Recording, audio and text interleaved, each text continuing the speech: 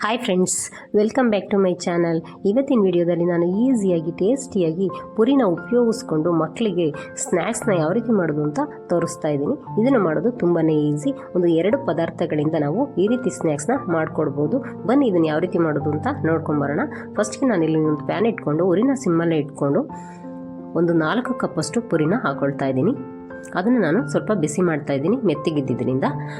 ಪುರಿ ಕ್ರಿಸ್ಪಿಯಾಗಿದ್ದರೆ ಬಿಸಿ ಮಾಡ್ತಕ್ಕಂತಹ ಅವಶ್ಯಕತೆ ಇಲ್ಲ. ಈಗ ನೋಡಿ, ಇದು ಸ್ವಲ್ಪ ಒಂದು 2 ನಿಮಿಷ ಬಿಸಿಯಾಗಬೇಕು. ಈಗ ಇದನ್ನು ನಾವು ಕೈಯಿಂದ ಈ ರೀತಿ ಪುಡಿ ಮಾಡಿದ್ರೆ ನೀಟಾಗಿ ಪುಡಿ ಆಗಬೇಕು. ಅಲ್ಲಿವರೆಗೂ ನಾವು ಕ್ರಿಸ್ಪ್ ಆಗೋವರೆಗೂ ಅದನ್ನು ಫ್ರೈ ಮಾಡ್ಕೋಬೇಕಾಗತ್ತೆ. ಈಗ ಅದನ್ನು ಸೈಡಿಗೆ ಎತ್ತಿಟ್ಕೊಂಡು ಆರಕ್ಕೆ ಬಿಟ್ಬಿಡೋಣ. ನಂತರ ನಾನು ಇಲ್ಲಿ ಒಂದು ಪ್ಯಾನ್ ಇಟ್ಕೊಂಡಿದ್ದೀನಿ. ಅದಕ್ಕೆ 1 ಕಪ್ಪಷ್ಟು ಬೆಲ್ಲನ ಹಾಕ್ಕೊಳ್ತಾ ಇದ್ದೀನಿ. ಅದಕ್ಕೆ ಅದೇ ಕಪ್ಪಲ್ಲಿ ಅರ್ಧ ಕಪ್ಪಷ್ಟು ನೀರನ್ನ ಹಾಕ್ಕೊಳ್ತಾ ಇದ್ದೀನಿ.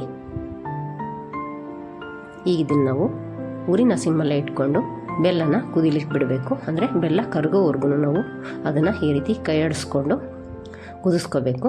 ನೋಡಿ, ಇವಾಗ ಬೆಲ್ಲ ಎಲ್ಲ ಚೆನ್ನಾಗಿ ಕರಗಿದೆ. ಈಗ ನಾವು ಇದನ್ನು ಶೋಧಿಸ್ಕೋಬೇಕು. ಈಗ ನಾನು ಇದನ್ನು ಬೇರೆ ಒಂದು ಪ್ಯಾನ್ಗೆ ಹಾಕ್ಕೊತಾ ಇದ್ದೀನಿ, ಸೋಸ್ಕೊಳ್ತಾ ಇದ್ದೀನಿ. ಈಗ ಬೆಲ್ಲದಲ್ಲಿ ಧೂಳು, ಗರೀಜು, ಮಣ್ಣು ಆ ಥರ ಏನಾದರೂ ಇದ್ದರೆ ಹೋಗಿಬಿಡತ್ತೆ. ನೋಡಿ, ಈಗ ಇದನ್ನು ನಾವು ಉರಿನ ಸಿಮ್ಮಲ್ಲೇ ಇಟ್ಕೊಂಡು ಈ ರೀತಿ ಕೈ ಆಡಿಸ್ತಾ ಕುದಿಸ್ಕೋಬೇಕಾಗತ್ತೆ. ಅದು ಪಾಕ ಬರೋವರೆಗೂ ನೀಟಾಗಿ ಕುದಿಸ್ಕೋಬೇಕು.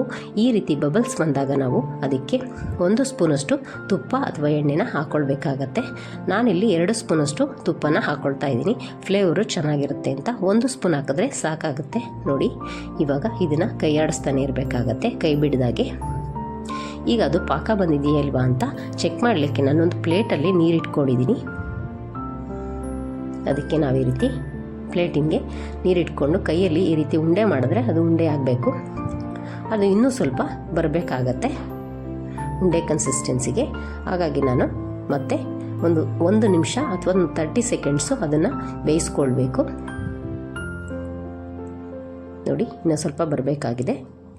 ಈಗ ಒಂದು 30 ಸೆಕೆಂಡ್ಸ್ ಆದ ನಂತರ ನಾನು ಅದಕ್ಕೆ ಪುರಿನ ಹಾಕ್ಕೊಳ್ತಾ ಇದ್ದೀನಿ. ಈಗ ನಾನು ಅದಕ್ಕೆ 3 ಕಪ್ಪಷ್ಟು ಪುರಿನ ಹಾಕ್ಕೊಳ್ತಾ ಇದ್ದೀನಿ. ನಾವು ತೊಗೊಂಡಿದ್ವಲ್ವ, ಅದೇ ಕಪ್ಪಲ್ಲೇ 3 ಕಪ್ಪಷ್ಟು ಹಾಕ್ಕೊಂಡಿದ್ದೀನಿ. ನಾವು 1 ಕಪ್ಪು ಬೆಲ್ಲಕ್ಕೆ 4 ಕಪ್ಪಷ್ಟು ಪುರಿನ ಹಾಕ್ಕೋಬೇಕಾಗತ್ತೆ. ಈಗ ಇದನ್ನು ಚೆನ್ನಾಗಿ ಮಿಕ್ಸ್ ಮಾಡಿಕೊಂಡು ಮತ್ತೆ ಇನ್ನೊಂದು ಕಪ್ಪಷ್ಟು ಪುರಿನ ಹಾಕ್ಕೊಳ್ತಾ ಇದ್ದೀನಿ. ಈಗ ಇದನ್ನು ನಾವು ಚೆನ್ನಾಗಿ ಮಿಕ್ಸ್ ಮಾಡಿಕೊಳ್ಬೇಕು. ನೋಡಿ, ಈ ರೀತಿ ಚೆನ್ನಾಗಿ ಮಿಕ್ಸ್ ಮಾಡ್ಕೋಬೇಕಾಗತ್ತೆ. ಈ ಹಂತದಲ್ಲಿ ನಾವು ಗ್ಯಾಸ್ನ ಆಫ್ ಮಾಡಿಕೊಳ್ಬೇಕು. ಈಗ ಇದನ್ನು ಇನ್ನೊಂದು ಸಲ ಚೆನ್ನಾಗಿ ಮಿಕ್ಸ್ ಮಾಡಿಕೊಂಡು ನಾನು ಮೊದಲೇ ಒಂದು ತಟ್ಟೆಗೆ ಎಣ್ಣೆನ ಸವರಿ ಇಟ್ಕೊಂಡಿದ್ದೆ. ನೀವು ತುಪ್ಪ ಬೇಕಾದರೂ ಸವರಿ ಇಟ್ಕೊಳ್ಬೋದು. ಅದಕ್ಕೆ ನಾನೀಗ ಹಾಕ್ಕೊಳ್ತಾ ಇದ್ದೀನಿ. ಈಗ ಎಲ್ಲವನ್ನು ನಾನು ಇದಕ್ಕೆ ಟ್ರಾನ್ಸ್ಫರ್ ಮಾಡ್ಕೊಳ್ತಾ ಇದ್ದೀನಿ. ಈಗ ನಾವು ಇದ್ರ ಮೇಲೆ ನೀಟಾಗಿ ಆ ಸೌಟಿನ ಸಹಾಯದಿಂದನೇ ಈ ರೀತಿ ಪ್ರೆಸ್ ಮಾಡ್ಕೊಬೇಕು. ಎಲ್ಲ ಮಿಕ್ಸರ್ನ ಹಾಕ್ಕೊಂಡು ಈ ರೀತಿ. ನೀವಿನ್ನು ನಮ್ಮ ಚಾನಲ್ಗೆ ಹೊಸಬರಾಗಿದ್ದರೆ ನಮ್ಮ ಚಾನಲ್ನ ಸಬ್ಸ್ಕ್ರೈಬ್ ಮಾಡ್ಕೊಳ್ಳಿ. ಹಾಗೆ ವಿಡಿಯೋ ಇಷ್ಟ ಆದರೆ ಲೈಕ್ ಮಾಡಿ, ಶೇರ್ ಮಾಡಿ. ಹೀಗೆ ನಮ್ಮ ಚಾನಲ್ನ ಸಪೋರ್ಟ್ ಮಾಡ್ತಾ ಇರಿ. ನೀವು ನಮ್ಮ ಚಾನಲ್ನ ಸಬ್ಸ್ಕ್ರೈಬ್ ಮಾಡ್ಕೊಳ್ಳೋದ್ರಿಂದ ನಾನು ಹಾಕ್ತಕ್ಕಂತಹ ಹೊಸ ವಿಡಿಯೋಗಳು ಮತ್ತು ಈಸಿ ರೆಸಿಪಿಗಳನ್ನ ನೀವೇ ಮೊದಲು ನೋಡ್ಬೋದು. ನೋಡಿ, ಅದು ನೀಟಾಗಿ ಒಂದು ಸಮಕ್ಕೆ ಬರೋ ರೀತಿ ಈ ರೀತಿ ಲಟ್ಟಣಿಗೆಯಿಂದ ನಾವು ಎಣ್ಣೆನ ಸವರ್ಕೊಂಡು ಲಟ್ಟಣಿಗೆಗೆ ಪ್ರೆಸ್ ಮಾಡಿ ಇಟ್ಕೊಂಡು 1 ಗಂಟೆಯಷ್ಟು ಅದನ್ನು ರೂಮ್ ಟೆಂಪ್ರೇಚರಲ್ಲಿ ಆರಕ್ಕೆ ಬಿಡಬೇಕು. 1 ಗಂಟೆ ಆದ ನಂತರ ನಾನು ಇದನ್ನು ಒಂದು ಮಣೆ ಮೇಲೆ ಹಾಕಿ ತೆಗಿತಾ ಇದ್ದೀನಿ. ನೋಡಿ, ಈ ರೀತಿ.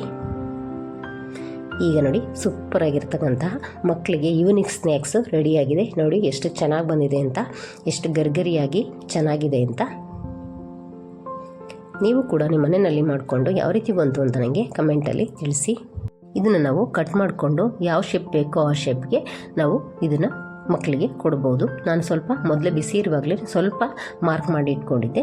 ಇವಾಗ ನಾನು ಅದನ್ನು ಮುರಿದು ತೋರಿಸ್ತಾ ಇದ್ದೀನಿ. ನೋಡಿ ಎಷ್ಟು ಸಖತ್ತಾಗಿ ಬಂದಿದೆ ಅಂತ. ಮಕ್ಕಳಿಗೆ ಈವ್ನಿಂಗ್ ಸ್ನ್ಯಾಕ್ಸ್ನ ನಾವು ಹೊರಗಡೆಯಿಂದ ತಂದು ಕೊಡೋದಕ್ಕಿಂತ ಈ ರೀತಿ ಮನೆಯಲ್ಲೇ ಮಾಡಿ ಕೊಟ್ಟರೆ ತುಂಬ ಚೆನ್ನಾಗಿರುತ್ತೆ. Thank you for watching.